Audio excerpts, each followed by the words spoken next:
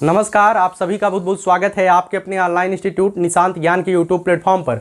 मैं नितिन उपाध्याय आप सभी का स्वागत करता हूं, अभिनंदन करता हूं आज के अपने इस वीडियो पर। मित्रों, आज के वीडियो का टॉपिक आप सभी लोग थंबनेल से पता पा गए होंगे कि हम जो है किस विषय पर बात करने वाले हैं। मित्रों, अगर आप लोग भारत देश के निवासी हैं और किसी भी कंपटीशन परीक्षा की तैयारी कर रहे हैं तो गंगा नदी के बारे में जानना अति आवश्यक होता है।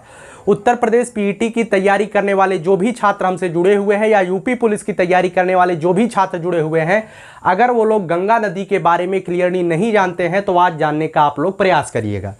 मैं आज गंगा नदी के बारे में A to Z जितनी जानकारी हो सकती है आपकी परीक्षा से संबंधित, देखिएगा परीक्षा से संबंधित मैं इस वजह से बोल रहा हूं क्योंकि आप किसी विषय पर अगर आप डीपली पढ़ने लगेंगे तो आप उससे पीएचडी भी कर सकते हैं, ठीक है। लेकिन जो चीज़ें आपके कंपटीशन लेवल के लिए ज़रूरी है उस चीज़ को मैं आपके सामने रखने का पूरा प्रयास करता हूं। आइए चलिए हम बात करते हैं गंगा नदी के बारे में। सबसे पहले हम आपको बताते हैं गंगा नदी हमारे देश की सबसे पवित्र नदी है।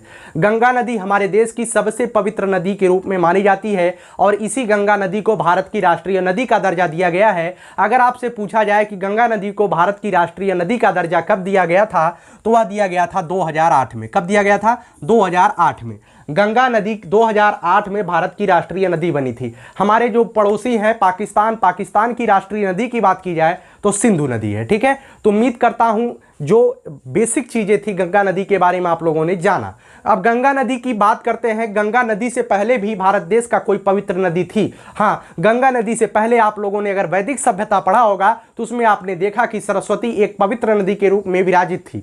लेकिन उस समय सरस्वती नदी के रूप में क्यों विराजित थी? क्योंकि उस समय तक गंगा का उद्गम नहीं हुआ था। गंगा का उद्गम के लिए कई वैदिक कथाएं प्रचलित हैं जिसके बारे में हम आपको बताने का प्रयास करते हैं।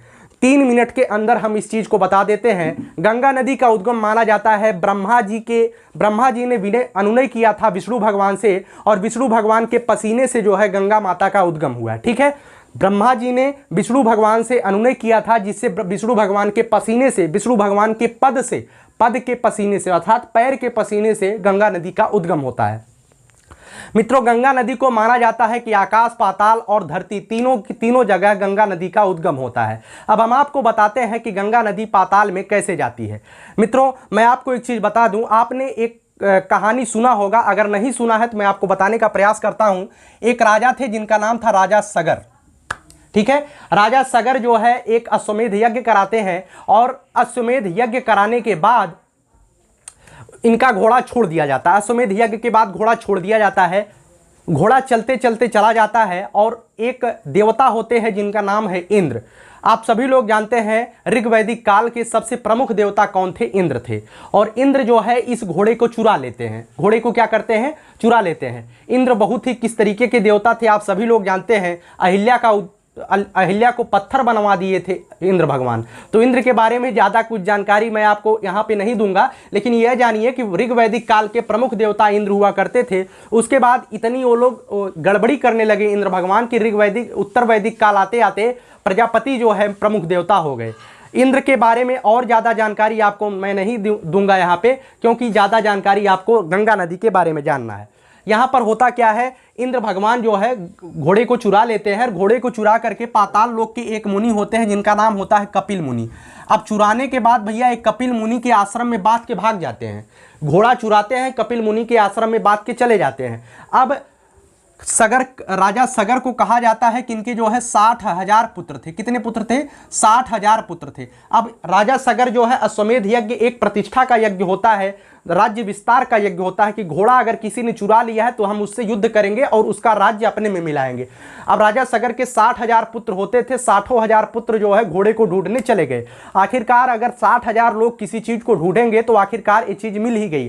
पाताल लोक में पहुंचते हैं और कपिल मुनि के पास देखते हैं कि भैया घोड़ा तो यहाँ बंधा हुआ है। अब उनमें से कोई पुत्र जो है, कपिल मुनि अब तपस्या में बैठे हुए हैं तो उनका एक पुत्र होता है सगर का, जो मुनि से जो है अमर्यादित टिप्पणी कर देता है, अर्थात कपिल मुनि का अपमान कर देता है। तो कपिल मुनि के पास इतना तपोबल था कि वो जैसे ही आंख खोलते हैं राजा सगर के 60,000 पुत्र गायब हो जाते हैं। अर्थात मर जाते हैं। अब राजा सगर के जो 60,000 पुत्र हैं वो मर जाते हैं तो इनकी आत्मा भटकने लगती है। हिंदू रीति रिवाज में माना जाता है कि मरने के बाद आत्मा भटकती रहती है जब तक उसकी अस्थि जो है गंगा नदी में प्रवाहित न की जाए। ठीक है, कलश में ले जाकर के हिंदू रीति रिवाज के अनुसार गंगा नदी में प्रवाहित की जाती है अस्थियां। ठीक है, अब जब 60,000 पुत्रों की आत्माएं प्रवाहित होने लगी, भटकने लगी, तो कहा गया कि अगर गंगा नदी में इनका अस्थि नहीं डाला जाएगा तो ये लोग ऐसे ही भूत बन के टहलेंगे। अब राजा सगर के पुत्र होते हैं जिनका नाम होता है आसुमान, और आसुमान के पुत्र होते हैं दिलीप, और इसी दिलीप के पुत्र होते हैं भागीरथ। अब भागीरथ जो है प्रण लेते हैं कि हम जो 60,000 हमारे पूर्वज मरे हैं उनकी आत्मा की शांति के लिए हम गंगा नदी को, अभी गंगा नदी आकाश में थी तो उन्हें जो है हम धरती पर लाएंगे। और भागीरथ जो है तपस्या करते हैं, भगवान ब्रह्मा प्रसन्न हो जाते हैं। जब ब्रह्मा के पास ये आते हैं तो ब्रह्मा के पास आने के बाद ब्रह्मा इनके सामने उत्पन्न हो जाते हैं, ब्रह्मा से आशीर्वाद मांगते हैं कि गंगा नदी को किसी तरीके से नीचे लाया जाए। अब गंगा नदी को नीचे लाने के लिए विष्णु भगवान से अनुनय करते हैं ब्रह्मा जी, तो विष्णु भगवान के पसीने से गंगा जी का उद्गम होता है।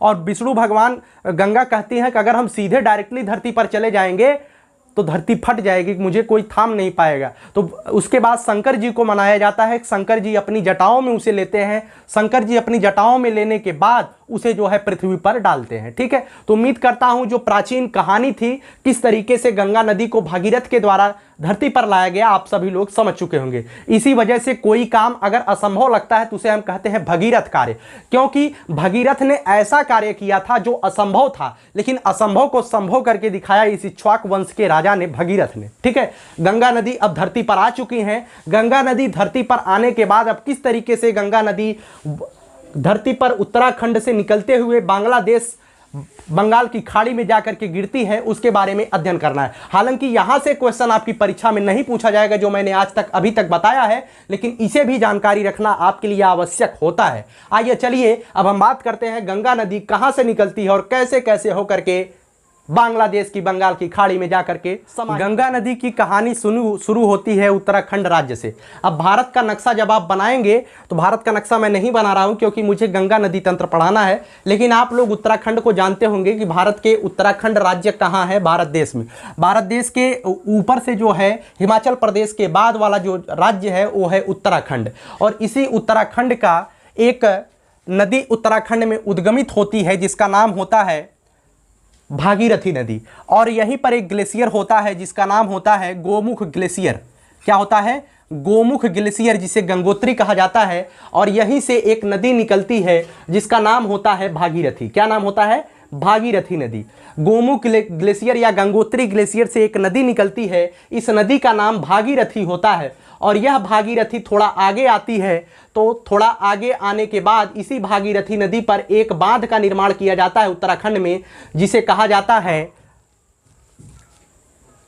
टिहरी बांध। क्या कहा जाता है? टिहरी बांध। ठीक है, इस टिहरी बांध का निर्माण, आपसे क्वेश्चन पूछा जाएगा टिहरी बांध का निर्माण कहाँ हुआ है, तो उत्तराखंड में हुआ है, और उत्तराखंड में, ठीक है, टिहरी बांध का निर्माण उत्तराखंड में हुआ है। अब इस भागीरथी नदी गोमुख से निकलते हुए थोड़ा आगे आती है, टिहरी बांध के थोड़ा सा और आगे निकल आती है। ठीक है, अब यही गोमुख के बगल, गंगोत्री के बगल एक सतोपथ हिमानी होती है। ठीक है, सतोपथ ग्लेशियर होता है बद्रीनाथ में। आपसे क्वेश्चन भी पूछा जा सकता है कि बद्रीनाथ को क्या कहा जाता है। बद्रीनाथ एक पहाड़ी है, उसी पर एक ग्लेशियर होता है जिसका नाम होता है सतोपथ। क्या नाम होता है?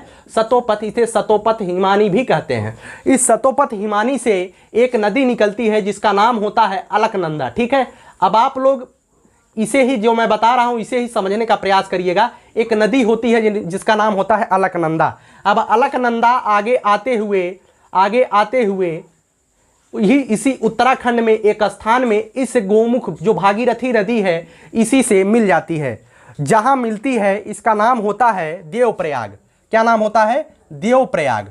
ठीक है, देवप्रयाग नामक स्थान में, उत्तराखंड के देवप्रयाग नामक स्थान में भागीरथी नदी और अलकनंदा नदी के संगम से मिलने से किस नदी का निर्माण होता है? तो गंगा नदी का निर्माण हो जाता है। ठीक है, आपसे क्वेश्चन पूछा जा सकता है क्या गंगा नदी के रूप में उद्गमित होती है? नहीं, गंगा नदी का जो उद्गम होता है वो भागीरथी के रूप में होता है, गंगोत्री हिमानी से। लेकिन अगर आपके परीक्षा में क्वेश्चन आए गंगा नदी का उद्गम कहाँ से होता है, तो आप डायरेक्टली लगा सकते हैं गंगोत्री नदी से। लेकिन इसी गंगोत्री नदी भागीरथी और अलकनंदा जब देवप्रयाग नामक स्थान में मिल जाती है, तब होकर जाकर इनका नाम पड़ता है गंगा नदी। अब गंगा नदी जो है यहाँ से आगे निकलते हुए जाती है तो एक स्थान आता है ऋषिकेश, उत्तराखंड का ही स्थान होता है ऋषिकेश, और ऋषिकेश के थोड़ा सा आगे आती है तो यहाँ पर होता है हरिद्वार। आपसे क्वेश्चन पूछा जा सकता है कि जो गंगा नदी है, कहा जाता है गंगा नदी जब हरिद्वार में आती है तो अपने मैदानी भागों में, अभी तक गंगा नदी उत्तराखंड के पहाड़ी इलाके में बह रही थी, लेकिन हरिद्वार में प्रवेश करते ही गंगा नदी मैदानी भागों में बहने लगती है। तो आप सभी से क्वेश्चन यह भी पूछा जा सकता है कि गंगा नदी मैदानी भागों में कहाँ से प्रवेश करती है, तो हरिद्वार से। कहीं कहीं पर ऋषिकेश भी दिया है, लेकिन हरिद्वार आप लगाइएगा, क्योंकि हरिद्वार से ही मैदानी भाग दिखना प्रारंभ होता है। ठीक है, तो हरिद्वार से आगे अब गंगा नदी बढ़ती है, तो हरिद्वार से जैसे ही आगे बढ़ती है तब आगे आ जाता है उत्तर प्रदेश राज्य। आप सभी लोग एक चीज याद रखिएगा कि उत्तर प्रदेश का एक जिला है जिसका नाम है बिजनौर। क्या नाम है? बिजनौर। इसी बिजनौर जिले से गंगा नदी उत्तर प्रदेश में अब एंट्री मार जाती है। अब गंगा नदी जब उत्तर प्रदेश में एंट्री करती हैं तो हरिद्वार से थोड़ा सा, जैसे हरिद्वार से बिजनौर पहुंचती हैं, बिजनौर से थोड़ा सा आगे आती हैं गंगा नदी तो कानपुर शहर पहुंच जाती हैं। कहाँ पहुंच जाती हैं? कानपुर शहर। कानपुर शहर जो है गंगा नदी के तट पर ही स्थित है। ध्यान रखिएगा, अभी तक गंगा नदी बहुत ही स्वच्छ और साफ है, लेकिन कानपुर जैसे ही पहुंचती हैं तो कानपुर से गंगा नदी अस्वच्छ होती है, अर्थात यहाँ पे जो है इंडस्ट्रियल एरिया हो जाता है, गंगा नदी खराब हो जाती है। ठीक है, उतना जानकारी आपको नहीं लेनी है। कानपुर के बाद जो है, यही कानपुर के बाद कन्नौज भी पड़ता है, तो कन्नौज भी गंगा नदी के तट पर ही स्थित है। अब कानपुर के बाद गंगा नदी निकलती है और जो बड़ा शहर होता है उसका नाम होता है प्रयागराज। ठीक है, ये प्रयागराज, इलाहाबाद, ठीक है, वर्तमान में इसका नाम क्या है? प्रयागराज। अब प्रयागराज में माना जाता है कि यहाँ पर जो है गंगा, यमुना और सरस्वती का मिलन होता है, इसे त्रिवेणी संगम के नाम से भी जाना जाता है। अब हम प्रयागराज में ला करके गंगा नदी को रोक देते हैं। अब हम यहाँ से एक चोटी होती है जिसका नाम होता है, एक हिमानी होती है जिसका नाम होता है यमुनोत्री, और ये हिमानी भी, यमुनोत्री जो है यह भी जो है उत्तराखंड में स्थित है। एक चोटी है जिसका नाम है बंदरपूछ। बंदरपूछ चोटी के यमुनोत्री हिमानी से यमुना नदी निकलती है। कौन सी नदी निकलती है? यमुना नदी। ये नदी डायरेक्टली प्रयागराज में आकर के, कहां से? यमुनोत्री से निकलती है और प्रयागराज में आकर के त्रिवेणी संगम का निर्माण कर देती है। तो आपसे क्वेश्चन पूछा जा सकता है कि यमुनोत्री नदी, यमुना नदी कहां से निकलती है? तो बंदरपूछ पहाड़ी से निकलती है और प्रयागराज में जाकर मिल जाती है। अब इस यमुना से भी कुछ सहायक नदियां हैं जिसे जानना आपके लिए आवश्यक है। एक नदी है चंबल। क्या नाम है? चंबल। एक नदी है जिसका नाम है सिंध। क्या नाम है? सिंध। एक नदी है जिसका नाम है बेतवा। क्या नाम है? बेतवा। चंबल, सिंध, बेतवा और केन। ठीक है, चंबल, सिंध, बेतवा और केन ये किसकी सहायक नदियां हैं? तो यमुना नदी की सहायक नदियां हैं। अब प्रयागराज, यहाँ पर जो है कहा जाता है कि एक अदृश्य धारा के रूप में सरस्वती भी मिलती है जो आज विलुप्त है। जो प्रयागराज के रहने वाले होंगे वो जानते होंगे, यहाँ पर केवल गंगा यमुना ही दिखाई देती हैं। ठीक है, और यमुना पर एक बड़ा सा ब्रिज बनाया गया है इलाहाबाद में जिसका नाम है नैनी ब्रिज। ठीक है, तो उसके बारे में हम बात नहीं करेंगे क्योंकि परीक्षा में नहीं आएगा। अब प्रयागराज के बाद गंगा नदी आगे निकल जाती है। अब यहाँ पर यमुना नदी का संगम हो चुका है। अब थोड़ा सा आगे निकलती है तो जो बड़ा शहर पड़ता है बाबा विश्वनाथ की नगरी वाराणसी। अब वाराणसी में पहुंच जाती है गंगा नदी। कहाँ पहुंच जाती है? वाराणसी में।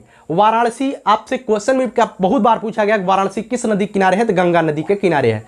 अब वाराणसी में पहुंचने के बाद गंगा नदी आगे पहुंचती है और बिहार राज्य में प्रवेश कर जाती है। ठीक है, बिहार राज्य में गंगा नदी प्रवेश कर जाती है।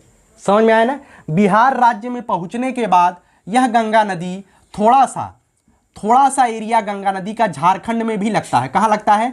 झारखंड में। झारखंड में गंगा नदी सबसे कम प्रवाहित होती है। आपसे यह क्वेश्चन पूछा जा सकता है, देखिएगा, यहाँ बिजनौर से लेकर के यहाँ वाराणसी तक, अभी और कुछ और आगे जाती है, लेकिन वाराणसी तक मोटा मोटा मैंने बताया क्योंकि प्रयागराज, वाराणसी और बिजनौर, यही तीन चीज़ें आपको जानना आवश्यक है। ठीक है, बिठूर भी गंगा नदी के किनारे पड़ता है, कन्नौज भी गंगा नदी के किनारे पड़ता है। तो ये चीज़ें आप ऑब्जेक्टिव से बना लीजिएगा। अब अगर आपसे बात किया जाए कि गंगा नदी सबसे ज़्यादा किस राज्य में प्रवाहित होती है, तो गंगा नदी सबसे ज़्यादा उत्तर प्रदेश राज्य में 1100 किलोमीटर लगभग प्रवाहित होती है। और सबसे कम प्रवाहित होने की बात की जाए तो झारखंड में मात्र 40 किलोमीटर प्रवाहित होती है। ठीक है, अब झारखंड में कुछ 40 किलोमीटर प्रवाहित होने के बाद ही वाराणसी से होते हुए आगे बिहार में पहुँचती है। बिहार के बाद यह नदी जो है थोड़ी सी झारखंड में भी जाती है। कहाँ जाती है? झारखंड में भी जाती है। आपसे क्वेश्चन पूछा जा सकता है कि सबसे कम कहाँ पे जाती है? झारखंड में मात्र 40 किलोमीटर जाती है। अब झारखंड में पहुँचने के बाद यह नदी जो है पश्चिम बंगाल में जाती है और पश्चिम बंगाल में ही यह नदी 2 गुटों में बट जाती है। किसमें बढ़ जाती है? 2 वितरिकाओं में बढ़ जाती है, क्योंकि इसका वेग कम होने लगता है। ठीक है, वेग कम होने लगता है। और एक नदी का नाम होता है हुगली। ठीक है, एक नदी का नाम हुगली होता है और एक वितरिका का नाम यहीं पर भागीरथी हो जाता है। अब ये गंगा नदी नहीं होती है। आपसे क्वेश्चन भी पूछा जा सकता है, गंगा नदी जब जो 2 वितरिका में प्रवाहित हो जाती है पश्चिम बंगाल में, तो एक का नाम हुगली हो जाता है और एक का नाम भागीरथी हो जाता है। ठीक है, लेकिन यह हुगली नदी तो यहीं पर जाकर के हुगली नदी से दामोदर नदी आकर के मिल जाती है कलकत्ता के किनारे। कलकत्ता जो है हुगली नदी के किनारे स्थित है और कलकत्ता हुगली नदी के किनारे स्थित है, लेकिन किसके किसके संगम पर है? तो दामोदर नदी और हुगली नदी के संगम पर है। ठीक है, क्योंकि दामोदर नदी हुगली नदी में जाकर मिल जाती है पश्चिम बंगाल में। अब इसके बाद ये भागीरथी नदी जो है थोड़ा सा आगे निकलती है, पश्चिम बंगाल में पहुंच जाती है। पश्चिम बंगाल में जो है गंगा नदी को पद्मा के नाम से जाना जाने लगता है। किस नाम से? पद्मा के नाम से पश्चिम बंगाल में गंगा नदी को जाना जाता है। ठीक से, आपसे क्वेश्चन पूछा जा सकता है कि गंगा नदी को पश्चिम बंगाल में किस नाम से जाना जाता है? तो पद्मा नदी से जाना जाता है। ठीक है, अब गंगा नदी जो है पश्चिम बंगाल में पहुंचती है तो यहाँ से जो है ब्रह्मपुत्र नदी भी आकर के मिल जाती है। ऊपर से ब्रह्मपुत्र नदी इससे आकर मिलती है। तो ब्रह्मपुत्र नदी जो है जब गंगा नदी से मिल जाती है तो इसका नाम जो है मेघना पड़ जाता है। क्या हो जाता है? मेघना। गंगा नदी जैसे ही पश्चिम बंगाल में एंट्री करती है तो इसका नाम पद्मा हो जाता है। अब पद्मा नदी के रूप में गंगा नदी आगे बढ़ती है और ब्रह्मपुत्र आकर मिल जाती है तो इस संयुक्त जलधारा का नाम मेघना हो जाता है। ठीक है, तो उम्मीद करता हूं चीजें आपको समझ में आई है। अब यही मेघना नदी थोड़ा सा आगे जाती है और इसके बीच में आप देख रहे हैं ये जो एरिया बनता है, यहाँ पर जो है एक डेल्टा का निर्माण हो जाता है जिसे कहा जाता है सुंदरवन डेल्टा। यह जो है सुंदरवन डेल्टा विश्व का सबसे बड़ा डेल्टा है। ठीक है, विश्व का सबसे बड़ा डेल्टा है सुंदरवन डेल्टा। क्यों सुंदरवन इसका नाम पड़ा? क्योंकि यहाँ सुंदरी के पौधे सबसे ज़्यादा पाए जाते हैं, इस वजह से इसका नाम सुंदरवन डेल्टा पड़ गया है। ठीक है, तो उम्मीद करता हूँ जो गंगा नदी का एक नदी तंत्र है, अभी केवल गंगा नदी आपने पढ़ा, ये बहुत ही अच्छी तरीके से आपको समझ में आ गया होगा। अब कुछ पॉइंट है जो आपको जानना आवश्यक है। सबसे पहला पॉइंट है कि गंगा नदी कितने राज्यों से होकर प्रवाहित होती है? 5 राज्यों से होकर के, उत्तराखंड से, उत्तर प्रदेश से, बिहार से, झारखंड से, पश्चिम बंगाल से। ठीक है, तो ये 5 राज्यों से होकर के प्रवाहित होती है गंगा नदी।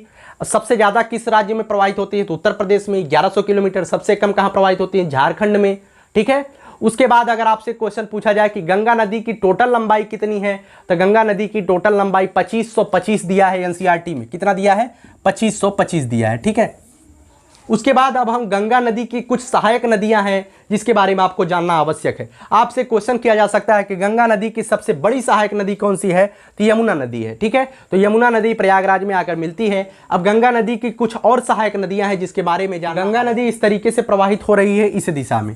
अब आप लोग जब इसी दिशा में खड़े होंगे तो दाहिना हाथ नीचे वाला है, बायां हाथ ऊपर वाला है, अर्थात दाहिने हाथ की तरफ से सबसे बड़ी जो सहायक नदी है वो कौन सी है? यमुना नदी। अब यमुना नदी ही आपको जानना आवश्यक है।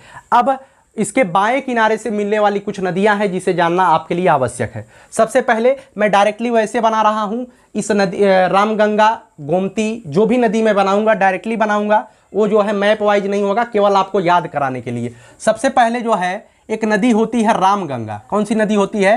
रामगंगा। आपसे क्वेश्चन पूछा जा सकता है कि रामगंगा नदी गंगा नदी के सबसे पश्चिम की तरफ बाएं हाथ से आकर मिलने वाली नदी कौन सी है? तो रामगंगा। रामगंगा के बाद एक नदी है जिसका नाम है गोमती। रामगंगा, उसके बाद है गोमती, उसके बाद एक नदी आकर मिलती है जिसका नाम होता है गंडक। ठीक है, एक नदी होती है जिसका नाम होता है गंडक। रामगंगा के बाद गोमती, गोमती के बाद गंडक, गंडक के बाद कोसी, गंडक के बाद कोसी। ठीक है, रामगंगा, गोमती, गंडक, कोसी। रामगंगा, गोमती और गोमती और गंडक के बीच में एक नदी आकर मिलती है घाघरा। क्या है? घाघरा। ठीक है, आप ध्यान रखिएगा, रामगंगा, गोमती, घाघरा, गंडक, कोसी और अंतिम में जाकर के यहां पर पश्चिम बंगाल में मिलती है जिसका नाम होता है महानंदा। ठीक है, अब यहां पर ध्यान रखिएगा, जो आपसे क्वेश्चन पूछा जा सकता है कि रामगंगा, गोमती, घाघरा, गंडक, इसमें से जो 3 नदियां हैं रामगंगा, गोमती और घाघरा, ये उत्तर प्रदेश में आकर मिलती हैं। गंडक और कोसी जो नदियां हैं ये बिहार में जाकर के मिलती हैं। जो अंतिम सहायक नदी है गंगा नदी की वितरिका बनने से पहले, गंगा नदी की वितरिका, जब गंगा नदी 2 पार्टों में पश्चिम बंगाल में प्रवाहित होने लगती है, उससे पहले अगर आपसे क्वेश्चन नहीं पूछा जाएगा गंगा नदी की अंतिम सहायक नदी कौन सी है, तो महानंदा है। ठीक है, तो उम्मीद करता हूं गंगा नदी के बारे में जितनी जानकारी थी इतने ही क्वेश्चन आपसे परीक्षा में पूछे जा सकते हैं। बिल्कुल, एक चीज और आप लोग ध्यान रखिएगा, गंगा नदी पर एक सेतु है बिहार में। ठीक है, गंगा नदी पर एक सेतु है बिहार में जिसका नाम है महात्मा गांधी सेतु, महात्मा गांधी सेतु। ठीक है, यह क्वेश्चन आया है, मैंने इस वजह से बता दिया। महात्मा गांधी सेतु जो है विश्व का सबसे बड़ा सेतु है। ठीक है, सबसे लंबा सेतु, समझ में आया ना। तो महात्मा गांधी सेतु कहाँ पे है, तो बिहार में, गंगा नदी पर ही बना हुआ है। यहाँ से देखिएगा, गंगा नदी भागीरथी के रूप में गोमुख हिमानी से निकलती है, सतोपथ हिमानी से जो है अलकनंदा निकलती है। यहाँ पर देवप्रयाग में गंगा नदी का निर्माण हो जाता है। उसके बाद यह नदी आगे निकलती है, हरिद्वार से मैदानी भागों में प्रवेश करती है। उसके बाद उत्तर प्रदेश के बिजनौर राज्य से उत्तर प्रदेश में प्रवाहित होने लगती है। उत्तर प्रदेश के कानपुर शहर और वाराणसी शहर और प्रयागराज शहर उत्तर प्रदेश के मुख्य शहर हैं जो इसके किनारे स्थित हैं। उसके बाद यह नदी जो है बिहार में प्रवाहित होने लगती है। बिहार में जाने के बाद बिहार में जो है महात्मा गांधी सेतु बनता है। बिहार में इसी में आकर के एक नदी मिलती है जिसका नाम होता है कोसी। ठीक है, बिहार में इससे एक नदी आकर के मिलती है यहाँ से कोसी। कोसी को जो है बिहार का शोक भी कहा जाता है। ध्यान रखिएगा, कोसी नदी, क्योंकि यह अपनी रास्ता बहुत जल्दी बदल लेती है। ठीक है, कोसी बिहार का शोक कहा जाता है। उसके बाद यह नदी जो है बिहार से आगे निकलती है, झारखंड पहुंच जाती है। झारखंड में मात्र 40 किलोमीटर चलती है, जबकि उत्तर प्रदेश में सबसे ज़्यादा 1100 किलोमीटर चलती है। झारखंड में थोड़ा सा टच होने के बाद यह डायरेक्टली पश्चिम बंगाल में चली जाती है। तो पश्चिम बंगाल में जाने से पहले एक नदी होती है जिसका नाम होता है महानंदा, वो आकर के इससे मिल जाती है। अब ये मत पूछिएगा कि रामगंगा कहाँ से निकलती है, गोमती कहाँ से निकलती है, यह अलग टॉपिक है। इसके लिए अलग से आपको ऑब्जेक्टिव पढ़ना पड़ेगा कि गोमती कहाँ से निकलती है। मैं आपको बता दूं, गोमती जो है मैदानी भागों से निकलने वाली नदी है जो उत्तर प्रदेश में पीलीभीत जिले के उत्तर प्रदेश से ही निकलती है, उत्तर प्रदेश में ही समाप्त हो जाती है। उत्तर प्रदेश का एक जिला है पीलीभीत। पीलीभीत में एक झील है जिसका नाम है फुलहर झील। उसी फुलहर झील से जो है गोमती नदी का उद्गम होता है और गोमती नदी गाजीपुर में जाकर के गंगा नदी से मिल जाती है। ठीक है, तो उसके बाद मैं जो है यहाँ पे पहुँचा था, महानंदा नदी जो है आकर मिल जाती है। उसके बाद यह नदी जो है 2 वितरकाओं में बट जाती है, हुगली नदी और भागीरथी नदी। अब भागीरथी नदी आगे निकल जाती है, लेकिन हुगली नदी यहीं पर कलकत्ता के पास आने के बाद थोड़ी सी प्रवाह धीमा हो जाता है। तो इस प्रवाह तेज करने के लिए एक नदी आकर के हुगली नदी से मिल जाती है जिसका नाम होता है दामोदर नदी। दामोदर नदी जो है, आपसे ये भी क्वेश्चन पूछा जा सकता है, दामोदर नदी एक ऐसी नदी है जो यहाँ पर जो है दक्कन का पठार है, इस दक्कन के पठार को बीच से चीर करके जाती है। ठीक है, आपसे क्वेश्चन पूछा जा सकता है दामोदर नदी किस पठार को बीच से प्रवाहित करके, बीच से चीर कर जाती है, दक्कन के पठार को चीर कर जाती है दामोदर नदी। ठीक है, तो दामोदर नदी पश्चिम बंगाल का शोक भी कहा जाता है। अगर दामोदर नदी में ज़्यादा बाढ़ आ जाएगी तो जाहिर सी बात है कलकत्ता डूबने लगेगा। तो इसी वजह से इसे दामोदर नदी को पश्चिम बंगाल का शोक कहा जाता है और कोसी नदी को बिहार का शोक कहा जाता है। अब यह जो हुगली नदी है, यहाँ हुगली नदी किनारे जो है कलकत्ता शहर स्थित है। यह भागीरथी नदी आगे निकलती है। जैसे ही भागीरथी नदी पश्चिम बंगाल के बाद बांग्लादेश में एंट्री कर जाती है, बांग्लादेश में इसका नाम पद्मा पड़ जाता है। ठीक है, आपसे क्वेश्चन पूछा जा सकता है कि पद्मा गंगा नदी का कहाँ नाम है, बांग्लादेश में। अब पद्मा जैसे ही थोड़ा सा आगे बढ़ती है, इससे आकर के ब्रह्मपुत्र नदी मिल जाती है, तब इसका नाम जो है पद्मा और ब्रह्मपुत्र नदी के मेल से इसका नाम मेघना हो जाता है। और यह मेघना नदी अंत में जाकर के कहाँ प्रवाहित हो जाती है, बंगाल की खाड़ी में मिल जाती है, गंगा नदी द एंड हो जाता है। ठीक है, और इसी बीच में एक सुंदरवन डेल्टा बनता है। उम्मीद है समझ में आ गया होगा। गंगा नदी के दाएं किनारे से सबसे बड़ी जो सहायक नदी हो यमुना है, इसे ही आपको याद रखना है। यमुना की कुछ सहायक नदियां हैं चंबल, सिंध, बेतवा, केन, इसे भी आपको याद रखना है। गंगा नदी के बाएं किनारे से कुछ नदियां मिलती हैं जिसे आपको क्रम वाइज याद रखना है। एक है रामगंगा, एक है गोमती। रामगंगा, गोमती, घाघरा, गंडक, कोसी, महानंदा, ऐसे याद रखिएगा। रामगंगा, गोमती, घाघरा, गंडक, कोसी, महानंदा। ठीक है, जो रामगंगा है, गोमती है, घाघरा है, ये तीनों नदियां उत्तर प्रदेश में आकर मिलती हैं। गंडक और कोसी नदियां जाकर के बिहार में मिलती हैं गंगा नदी से। ये जो महानंदा नदी है पश्चिम बंगाल में जाकर मिलती है। ठीक है, तो उम्मीद करता हूं गंगा नदी के बारे में जितनी जानकारी थी मैंने देने का प्रयास किया है। अब आपसे एक क्वेश्चन और पूछा जा सकता है कि गंगा नदी का जो जल होता है वो क्यों नहीं दूषित होता है। किसी भी नदी का आप जल रख देंगे तो कुछ दिन बाद उसमें कीड़े पड़ जाते हैं, लेकिन गंगा नदी का जल जो है क्यों कीड़ा नहीं पड़ता है। आप गंगा नदी के जल को जितने दिन रखेंगे वो जल उतना ही स्वच्छ होता जाता है। तो किसमें जो है इसमें जो है वायरस पाया जाता है। उस वायरस का नाम है, आपसे वायरस का नाम भी पूछा जाता है, उस वायरस का नाम है बैक्टीरियोफेज। क्या नाम है? बैक्टीरियोफेज। इस बैक्टीरियोफेज वायरस की वजह से ही गंगा नदी का पानी कभी भी कीड़े नहीं पड़ते हैं। ठीक है, क्वेश्चन आपसे पूछा गंगा नदी का पानी में कभी कीड़े क्यों नहीं पड़ते हैं? बैक्टीरियोफेज वायरस की वजह से। ठीक है, तो उम्मीद करता हूं चीजें आपको समझ में आई हैं। अगर चीजें समझ में आई हैं तो लाइक, शेयर, सब्सक्राइब जरूर करना भूलिएगा मत। धन्यवाद।